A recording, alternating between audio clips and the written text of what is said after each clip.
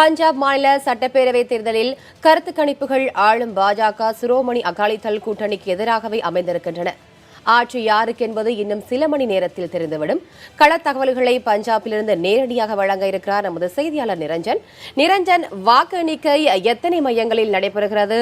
எந்த கட்சி ஆட்சி அமைக்க வாய்ப்பு இருப்பதாக கூறப்படுகிறது? அதாவது பஞ்சாப் மாநிலத்தை பொறுத்தவரை எப்பொழுதுமே இங்கு ஒரு 3 முனை போட்டிகள் தான் எப்பொழுதுமே நிலவும். காங்கிரஸ், பாரதிய ஜனதா கட்சி மற்றும் சிரோன்மணி அகாலிதளம் ஆகிய 3 கட்சிகளுக்கு இடையே தான் பெரும்பாலும் ஒரு மும்முனை போட்டியாகத்தான் இருந்து வரும். அதுவும் கடந்த 10 ஆண்டுகளாகவே பாரதிய ஜனதா கட்சி மற்றும் சிரோன்மணி அகாலிதளம் ஆகியவை கூட்டணி அமைத்ததன் காரணமாக 2 முனை போட்டிகள் மட்டும்தான் நிலவி வந்தது. 10 ஆண்டுகளாக தொடர்ந்து பாரதிய ஜனதா கட்சி மற்றும் சிரோன்மணி அகாலிதள கூட்டணி தான் ஆட்சி செலுத்தி வருகின்றார்கள். இந்த நிலையில் இந்த முறை கூடுதலாக ஆம் ஆத்மி கட்சியானது களத்தில் இறங்கி இருப்பதன் காரணமாக 4 முனை போட்டியாக உருவாகி இருக்கிறது. இந்த முறையும் பாரதிய ஜனதா கட்சியும் சிரோன்மணி அகாலிதளமும் கூட்டணி இருப்பதன் காரணமாக இந்த தேர்தல் களமானது கூடுதலான ஒரு சுவாரஸ்யமான ஒன்றாகத்தான் பார்க்கப்பட்டது. தலைநகர் டெல்லியில் ஆம் ஆத்மி கட்சி ஒரு மிகப்பெரிய அளவில் அந்த பிரச்சார யூகங்களை அவர்கள் பயன்படுத்தி இருந்தார்கள். பிரச்சார யுக்திகள் மிகவும் வித்தியாசமான முறையில் கையாண்டிருந்தார்கள். வீடுகளுக்கு சென்று அந்த பிரச்சாரங்களை மேற்கொள்வதுதான் அவர்களது பலமாக இருந்து வருகின்றது.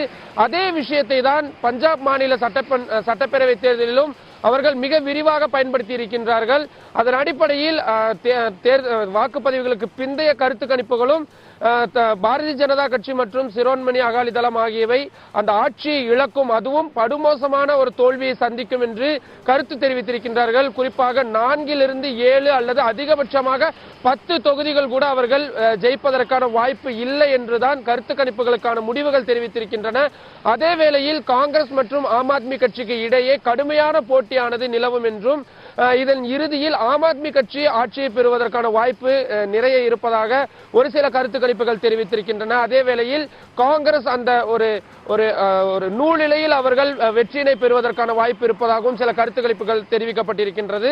இதனால் தற்பொழுது காங்கிரஸ் கட்சி மற்றும் ஆம் ஆத்மி கட்சிக்கு இடையே தான் தற்பொழுது போட்டியானது அதிகரித்திருக்கின்றது. பஞ்சாபை பொறுத்தவரை தொங்கு சட்டப்பேரவை அமைவதற்கான வாய்ப்பு என்பது மிக மிக குறைவாகத்தான் இருப்பதாகத்தான் அரசியல் வல்லுநர்களும் சரி கருத்து கணிப்புகளை வெளியிட்ட அமைப்புகளும் தெரிவித்திருந்தார்கள். அதன் அடிப்படையில் தற்பொழுது வாக்கு எண்ணிக்கையானது தற்பொழுது தொடர்ந்து நடைபெற்று வருகின்றது. ஒரு 10 மணி வாக்கில் கிட்டத்தட்ட நாம் யூகித்து விடலாம் இந்த கட்சி தான் ஜெயிக்கும் என்று. ஆனால் தற்பொழுது பஞ்சாபில் இருக்கக்கூடிய ஆம் ஆத்மி கட்சியில் தான் அதிக அளவில் மக்கள் கூடிக்கொண்டிருக்கின்றார்கள். வெற்றி அவர்கள் பக்கம் இருப்பதற்கான வாய்ப்புகள் அதிகமாக இருப்பதால் தற்பொழுது இந்த நிலை நீடித்து வருகின்றது. ஆனாலும் கூட பாரதிய ஜனதா கட்சியும் சிரோன்மணி அகாலிதளமும் நம்பிக்கை இழக்காமல் தற்பொழுது தொடர்ந்து அவர்களும் பல்வேறு தரப்பிலிருந்தும் பேசி வருகின்றார்கள். இதுதான் தற்பொழுது பஞ்சாபின் நிலவரமாக இருக்கின்றது. நிரஞ்சன், 10 ஆண்டுகளாக சிரோன்மணி அகாலிதளம் பஞ்சாபை ஆண்டு வருகிறது. டெல்லிக்கு அடுத்தபடியாக ஆம் ஆத்மி கட்சிக்கு பஞ்சாபில் மக்களின் ஆதரவு இருக்கிறது. அதற்கு என்ன காரணம்? மக்களின் மனநிலை ஆம் ஆத்மியை பொறுத்தவரை எந்த அளவு இருக்கிறது நிரஞ்சன்?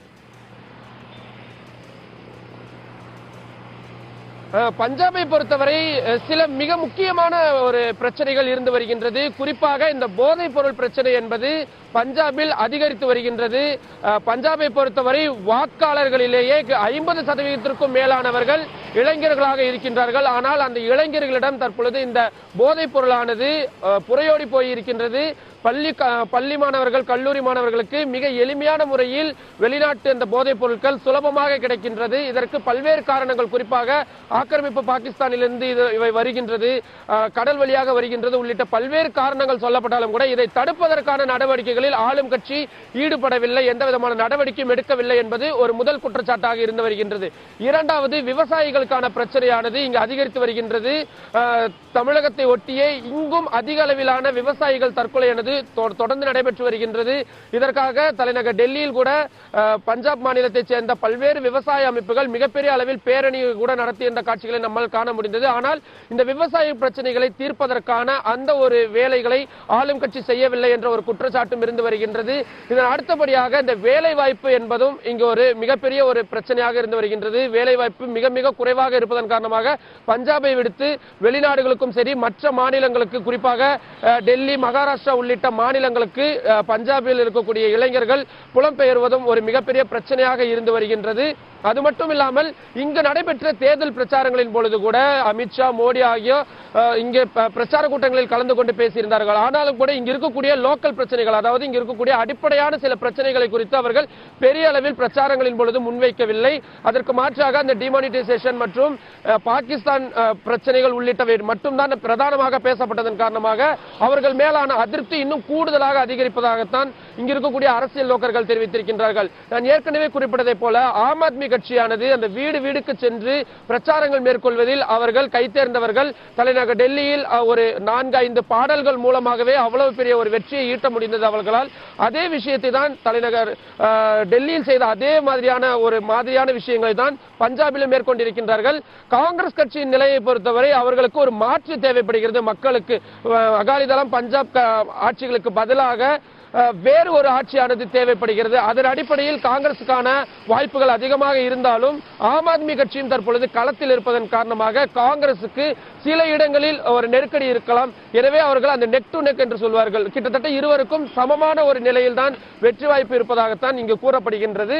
அதிருப்தி, ஆளும் கட்சியினர் மீது இருக்கக்கூடிய அதிருப்தி தான் தற்பொழுது இவர்களுக்கான சாதகமாக அதனை அவர்கள் சரியாகவும் பயன்படுத்தி இருக்கிறார்கள். வசந்த், டெல்லியை தொடர்ந்து பஞ்சாபில் ஆம் ஆத்மி ஆட்சி அமைக்கலாம் எனவும் கருத்து கணிப்பு வெளியாக இருக்கிறது. நிரஞ்சன், உங்களுடைய தற்போதைய தகவல்களுக்கு நன்றி. மேலதிக தகவலுக்கு மீண்டும் உங்களை தொடர்பு கொள்கிறோம்.